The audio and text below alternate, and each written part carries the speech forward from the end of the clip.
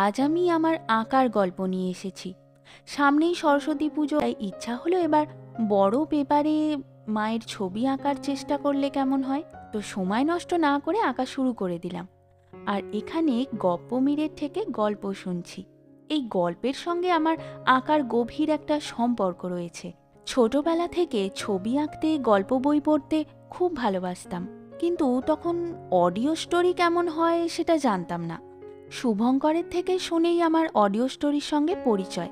একদিন আঁকতে আঁকতে প্রথম একটা গল্প শুনলাম, কিন্তু তারপর গল্প শোনা ছাড়া আমি আঁকতেই পারি না। যখনই আঁকতে বসি তখনই একটা গল্প চালিয়ে দিই।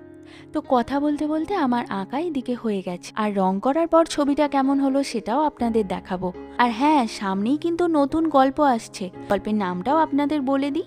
বিভূতিভূষণ বন্দ্যোপাধ্যায়ের লেখা বামাচরণের গুপ্তধন প্রাপ্তি। সকলে ভালো থাকবেন।